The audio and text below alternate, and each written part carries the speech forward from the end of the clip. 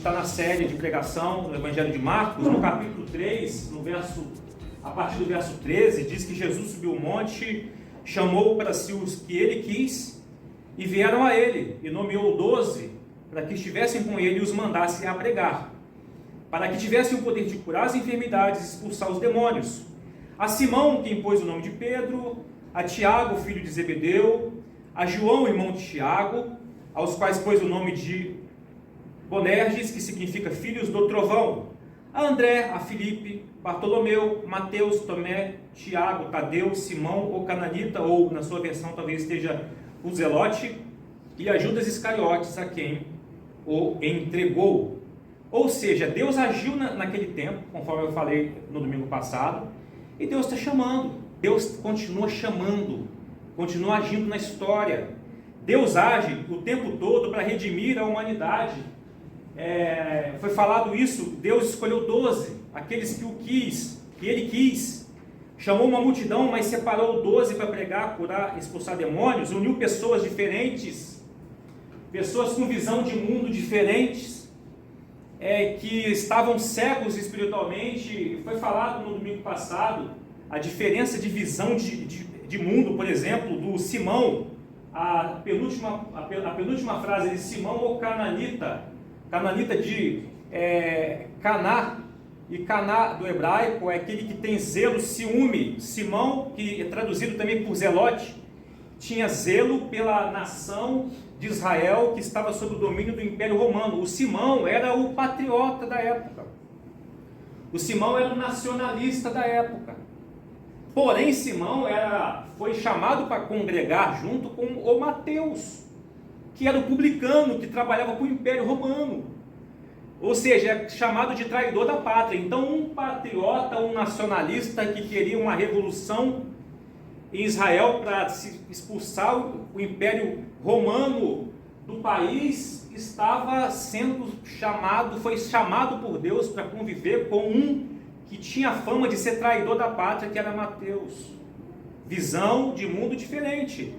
Havia então também Tiago e João, que eram explosivos, ambiciosos, filhos de empresário da pesca, chamado Zebedeu, e a mãe dos dois, Tiago, e João, a mãe dos dois, chegou a Jesus certa vez, está lá em Mateus 20, 21, fez uma proposta indecente para Jesus. Jesus, quando você instalar o seu reino, permita que um dos meus filhos sente à sua direita e outro à sua esquerda. Olha só, visão de domínio, visão política, visão de ascensão política, porque eles demoraram para cair a ficha que o reino de Jesus não era político, que Jesus ia para a cruz, Jesus veio para ir para a cruz.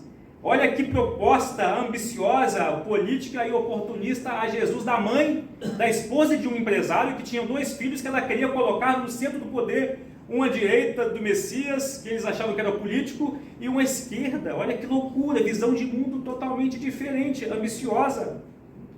Aí Jesus fica indignado com essa proposta e disse: vocês sabem que os governantes desse mundo, eles têm poder sobre o povo, e que os oficiais exercem autoridade sobre os súditos. Vocês sabem disso, mas entre vocês não será dessa forma. Ou seja, entre vocês não há pirâmide da hierarquia. Não há pirâmide da hierarquia conforme o Império Romano implantou no mundo todo. Entre vocês será diferente. Quem quiser ser o líder, quem quiser estar no poder, pelo contrário, você tem que desejar ser servo, aí você vai ser o maior. É inverso. Quem quiser ser o primeiro, que se torne escravo um do outro, porque o filho do homem não veio para ser servido, ele veio para servir, e você e eu não somos melhores do que Cristo. Então, olha o que a gente aprende, né? A gente vai ficar só nesse texto aqui, eu já estou quase encerrando.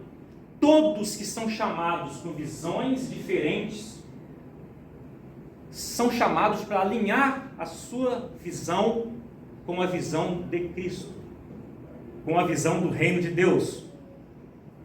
Eu citei também no domingo passado que mulheres sustentavam os 12, mas Jesus subentende que mais de 40 mulheres seguiam a Jesus e umas ricas sustentavam financeiramente, conforme está em Lucas capítulo 8. Jesus chamou para si uma multidão, separou 12, chamou quem ele quis.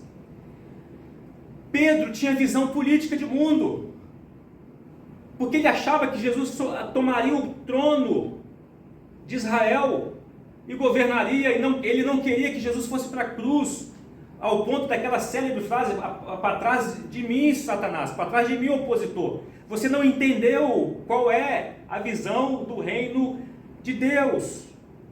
E aí, após Jesus, antes de Jesus ir para a cruz, ele vira para ele e fala assim: quando você se arrepender, quando você se converter da sua visão de mundo terrena, e tiver voltado para mim, fortaleça seus irmãos.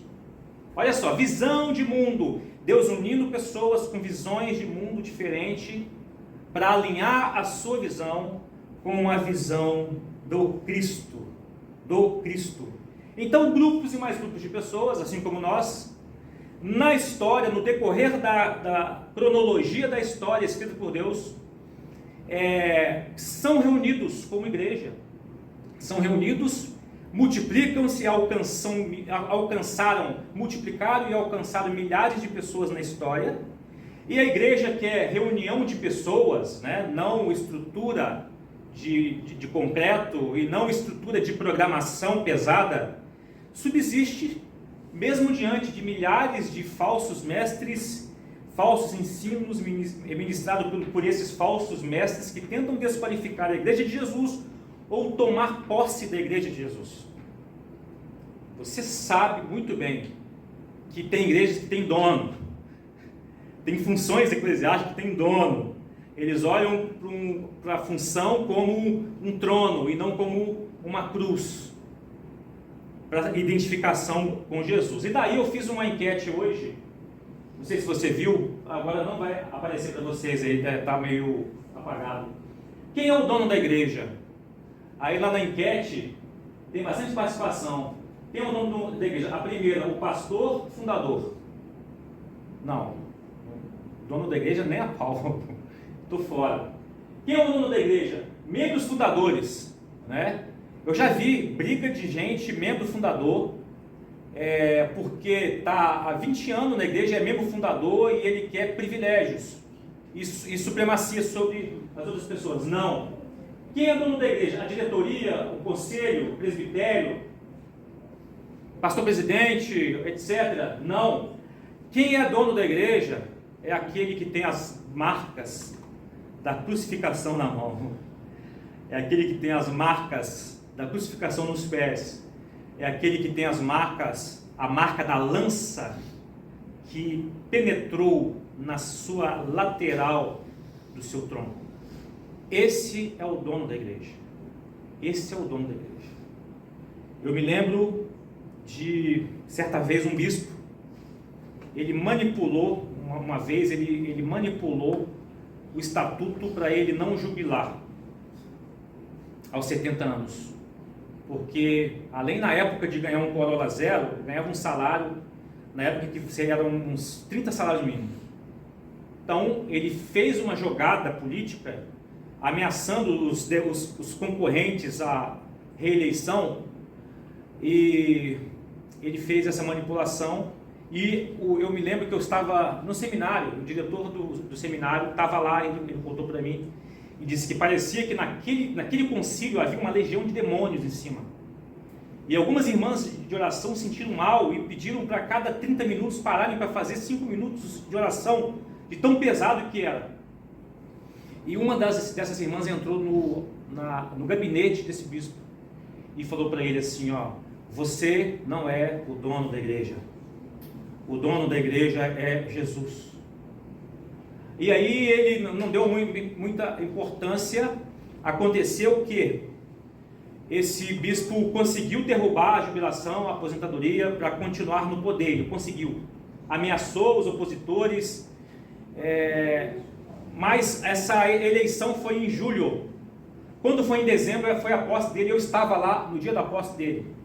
Ele tomou posse de casa. porque ele não podia caminhar, ele não podia ir até o local do concílio. Por quê? Ele fez uma videoconferência. Por quê? Porque ele desenvolveu um câncer, ele tomou posse, não durou um mês, ele faleceu. Eu tenho muito temor, porque o dono da igreja é Jesus. Eu não morri pela igreja. Ninguém de nós morreu pela igreja. Ninguém é dono da igreja. Jesus é o dono da igreja. Eu tenho várias experiências assim, de ver pessoas tentando se apossar da igreja. Espero que ele tenha se arrependido. Mas a igreja é algo fundamental, porque é por meio dela que a gente ouve o Espírito. Quem tem ouvidos, ouça o que o Espírito diz às igrejas. Apocalipse capítulo 2 e capítulo 3 tem 7 repetição desse texto aqui. 7. O Senhor, o dono da igreja, ele manda um recado sobre a aprovação e reprovação do que aquelas igrejas específicas de cada cidade estavam fazendo ou deixando de fazer. E no final ou no início tem assim: quem tem ouvidos para ouvir, ouça o que o Espírito diz às igrejas. Ou seja, isso é muito importante. Eu lhes dei ouvidos aptos para ouvir. O Espírito fala com a igreja, para a igreja repassar para todas as pessoas sobre Apocalipse 2 e 3, vida eterna, governo futuro, acolhimento em Deus, cidadania perfeita que nos aguarda para o futuro da ressurreição, um governo perfeito é somente o de Jesus eterno. O tesouro eterno está do outro lado, não está aqui o nosso tesouro. Tudo fala em Apocalipse capítulo 2, verso 3. Então são promessas e alertas direcionados à verdadeira igreja de Jesus. E talvez você seja um patriota, conforme Simão, preocupado com a situação política e social da nação. Alinhe por meio da igreja, a sua visão de mundo. Simão era. E Simão, quase não se fala de Simão. O Simão, não o Pedro, mas o Simão, o Zelote. Mas o texto diz em várias vezes que o Senhor enviou os seus discípulos e ele estava junto, obviamente. Ele estava junto, obviamente. Pessoas de negócio estavam com Jesus, entre os 12, Tiago e João, que pensam produtividade, vendas, lucro e participação política. A mãe de Tiago e João queria que eles tivessem influência política que melhoraria inclusive os negócios. Foram chamados por Jesus a vir para um grupo de pessoas para realinhamento de visão. Profissionais com seus altos e baixos foram chamados por Jesus para alinhamento de visão. Pessoas com profissões menos importantes ou com contribuição social menos importante, que eram as mulheres naquela época, foram chamadas por Jesus. Religioso foi chamado por Jesus, mas que ainda não tinham se convertido de fato, converteram depois, foram chamados por Jesus. Não esperemos pessoas perfeitas para chegarem aqui. Quem disse aqui que me aceitaram assim como eu sou? Quem falou mesmo? Foi você, Paulo André? Estamos no barco, mano. Estamos no mesmo barco. No mesmo barco.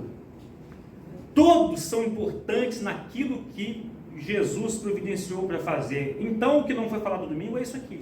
Agora que eu vou falar. Qual é o contraponto de mudança de visão de mundo que a gente traz quando a gente vem para a igreja? Qual é esse contraponto? Aquela que a gente absorve e a gente passa a olhar para o mundo. Qual é o contraponto? A cruz de Cristo. A cruz de Cristo. Esse é o contraponto. Cruz. A gente não pode se esquecer da cruz. Olhar para a cruz, o que Cristo fez na cruz, a obra salvadora da cruz, é que muda a visão de mundo, é que começa a mudar a nossa visão de mundo. Para o Simão Zelote, o patriota, a cruz significa, ele queria liberdade, ele queria a liberdade do povo. A cruz mostra para o patriota Zelote que a libertação verdadeira se deu na cruz. A cruz mostra para um patriota que Cristo morreu por ele, porque para dar uma oportunidade para ele ir para uma pátria que está nos céus e realinha a sua visão de mundo. A cruz para Tiago e João, que ambiciosos, que queriam assumir uma cadeira política, um na esquerda e outro à direita, e quando a mãe deles fez a proposta, eles falaram, não, a gente pode sim tomar do cálice de Cristo, a gente está preparado. A cruz para aqueles que querem o acesso ao poder, a vantagens, a cruz significa que o acesso verdadeiro ao poder se deu nela, na cruz, porque os poderes malignos foram derrotados na cruz. Lembra que em Colossenses está escrito que na cruz foi cravada toda a acusação da lei que era contra nós? E envergonhado foram todas as potestades e principados que nos acusavam. Na cruz, o acesso ao verdadeiro poder veio por meio da obra de Cristo na cruz. Ou seja, vocês não estão no controle. Cruz. Para Pedro, para André, a verdadeira estabilidade dos pescadores que às vezes não conseguiam pescar nada, que a gente vê nos relatos do Evangelho, a verdadeira estabilidade é confiar que se Cristo morreu por nós e nos comprou da sua justiça, o que mais a gente precisa se preocupar com o pão, com os recursos necessários para a gente ter uma sobrevivência nessa vida? A verdadeira estabilidade está em confiar na obra redentora de Jesus na cruz por nós. E Pedro, por exemplo, após a ressurreição, antes da cruz, Pedro era uma pessoa, foi preciso do evento da cruz para Pedro se transformar. Quando Pedro estava esperando numa casa, junto com seus discípulos, e nada acontecia, Jesus estava morto na mente dele, ele falou, eu vou pescar, e foi pescar. E os outros discípulos disseram, eu também vou pescar com vocês, com você. Aí quando Pedro está no barco, mais ou menos uns 200 metros da praia, ele vê alguém na praia. Esse alguém chama Pedro. Esse alguém manda jogar a rede para o outro lado. Pedro pula. Vem uma pesca maravilhosa. Pedro vem nadando até a praia e encontra com Cristo ressuscitado, assando numa brasa o peixe. Antes da cruz, Pedro nega Jesus por 3 vezes diante de um braseiro para se aquecer, junto com uma porção de gente. Após a cruz, Pedro tem um encontro com Jesus com um braseiro aceso, e Jesus chama ele para comer um peixe na brasa com ele. Após a cruz, o braseiro despertou na memória o que ele tinha negado a Cristo lá atrás, num braseiro para se proteger do frio, e posteriormente ele estava diante do Cristo ressuscitado, num braseiro, para aprender, depois da cruz, o que aconteceria com aquele que achava que estava no controle. Depois da cruz, Pedro, tu serás capacitado para enfrentar a cruz. João vai morrer de uma forma, e você, Pedro, não precisa se preocupar com o que João vai acontecer com ele no futuro.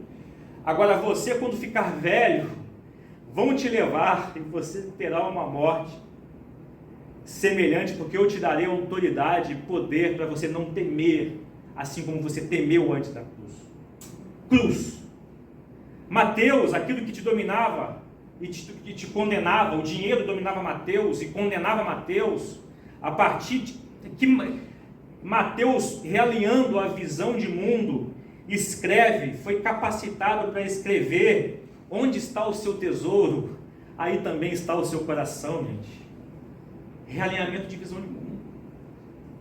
Está lá em Mateus: onde está o seu tesouro, vai estar também o seu coração. Quem escreveu foi um homem, usou as palavras de Jesus, um homem que amava dinheiro e trabalhava para Roma e traía os seus compatriotas. Mudança de visão de mundo. E mulheres que ajudavam Jesus, ficava por detrás, nada aparecia dos serviços dela, não tiveram fama que os outros tiveram, participaram indiretamente até a cruz, mas após a cruz, foram as primeiras a anunciar: ele não está morto, mas ele ressuscitou. Percebe que a gente não pode viver sem a obra da cruz? Percebe que a gente não pode esquecer a cruz? Deus está chamando a gente, a todos, para que se envolvam no reino dele por meio da igreja. Ele está ainda com o seu Espírito dizendo, falando com a igreja, falando com o mundo por meio da igreja, e o nosso foco deve ser isso: participar da obra redentora de Jesus e reunirmos como igreja, alinhar a nossa visão por meio da obra redentora da cruz. Se a nossa visão não está alinhada com Cristo, é porque a gente não está passando pela cruz. E aí vem Efésios capítulo 3 e 10, que diz assim: o plano de Deus era mostrar a todos os governantes e autoridades nos domínios celestiais, por meio da igreja, as muitas formas da sabedoria humana. Muitas formas. Oi? Sabedoria divina. Opa, meu Deus, isso é grave, hein? Obrigado. As muitas formas da sabedoria divina. Muitas formas no grego é polupoikilos, que significa multicolorida sabedoria divina. Por isso que a gente colocou prisma. Pega uma luz branca e ela faz a distribuição dessa luz multicolorida. Multiforma de sabedoria divina. Deus possui uma única vontade que, quando passa pelo prisma da redenção na criação, é expressa em cada aspecto da experiência humana. Deus se revela em cada aspecto da experiência humana, e a igreja deve olhar cada aspecto e mostrar a sabedoria de Deus no numérico, espacial, cinemático, físico, biótico, sensitivo, analítico, histórico, linguístico, social, econômico, estético, jurídico, ético e a fé. Hermann Doyle escreveu sobre isso. Deus fala em qualquer aspecto da vida humana, e a igreja tem que estar preparada para mostrar a beleza de Deus e o realinhamento da nossa visão com a visão de Cristo. Eu espero que a gente não perca essa missão. Conto com vocês para a gente estar junto. Que o Espírito Santo levante presbíteros aqui, levanta pessoas interessadas em estudar, levanta pessoas interessadas em pastorear, levanta pessoas interessadas em orar para que seus filhos sejam pastores e sirvam, que as suas filhas sejam profetisas. O que seria profetisa? Que ministra a palavra de Deus. Que seus filhos e suas filhas sejam usados pelo poder do Espírito da multiforme sabedoria de Deus. Que nós nos apresentemos de fato e nos insistimos com o Espírito para sermos usados, e tenhamos intencionalidade de sermos usados por Deus para edificar uns aos outros. Irmãos, o Leonardo disse uma frase uma vez que eu não esqueço aqui: tá muito bom, tô achando até estranho. Entendeu? O Leonardo disse, tá achando até estranho, alguma coisa está errada, né? E está muito bom mesmo, né? Mas lembre-se que Satanás não quer que a gente se reúna como igreja. Renove seus ânimos, o seu ânimo. Dedique-se com seu corpo como sacrifício vivo. Apresente o seu corpo como sacrifício vivo, entendendo o que Deus fez por você. Sirva com mais intensidade. Ore para que o Espírito Santo te use numa determinada área. Se você não sabe como, Espírito Santo, eu estou com o meu intelecto aberto para ouvir onde o Senhor quer que eu atue para abençoar a vida das pessoas. Ore por pessoas que você conheça e estão fora, que estão perdidos, procurando uma igreja que não se adaptam. Ore para isso, para que elas encontrem-nos. E assim como Rafaela e Iago testemunharam que havia aqui um grupo de pessoas e trouxeram Alessandra e Paulo André, testemunhe para as pessoas também. A Ellen testemunhou para o Pedro, que estava lá no laboratório da faculdade, estão aqui presentes. Façam isso também. Sejam intencionais em trazer pessoas para estarem conosco. E, irmãos, a igreja, o projeto divino, que nos transforma por meio dela, da convivência, a imagem de Jesus. Não é a experiência individual apenas, é a experiência como um corpo. E no mundo que a gente vive hoje, que o individualismo está cada vez mais operante, a igreja é um contraponto. Por quê? A gente alinha a nossa visão por causa da cruz, que um se fez pecado por nós, o próprio Deus, por meio da cruz, veio habitar com pobres, com pecadores, com os doentes. Lembra que eu preguei há pouco tempo, os sãos não precisam de remédio, mas sim os doentes. E por que nós não imitemos o nosso Senhor? Nós não somos melhores do que Ele. Que a gente pense dessa forma. Obrigado pela companhia de vocês. Louvado seja o nosso Redentor, aquele que tem as marcas na mão. Aquele que tem as marcas na mão. Curva sua cabeça, vamos orar. Obrigado, Deus. Obrigado, Deus. Obrigado pelas suas marcas. Obrigado, Senhor, pela tua cruz. Obrigado pela escandalosa história do Deus que definiu pagar nele próprio a pena da santa ira, da perfeita ira divina. Obrigado, Deus. Ajude-nos a ter esse temor, essa admiração e respeito, que é o temor que o Senhor nos chama a ter. Não permita que a gente trate a tua igreja pelos nossos interesses, Senhor. Por favor, não. Senhor, se porventura eu começar a caminhar para outro lado, desalinhando da tua visão, Senhor, que algum irmão nosso aqui começar, que o Senhor use a nossa igreja para nos abraçarmos e nos lembrarmos e nos relembrarmos, Senhor, da cruz, da obra redentora na cruz do Calvário, Senhor. Por favor, ajuda-nos a caminhar olhando para o Senhor e para a eternidade. É o que eu oro em nome de Jesus. E agradeço a cabeça da igreja, que é Cristo, aquele que tem as marcas e fez questão de permanecer com ela. Obrigado, Senhor. Obrigado, Senhor, porque o Senhor fez questão. Obrigado que a gente vai lembrar eternamente disso. Obrigado que o Senhor olha e lembra eternamente disso. Obrigado, Senhor, pela essa linda história. Obrigado, Senhor. Dai-nos temor, respeito. Dai-nos, Senhor, consideração cada vez mais à reunião e à comunhão com os irmãos, Senhor. Em nome de Jesus eu oro. Amém.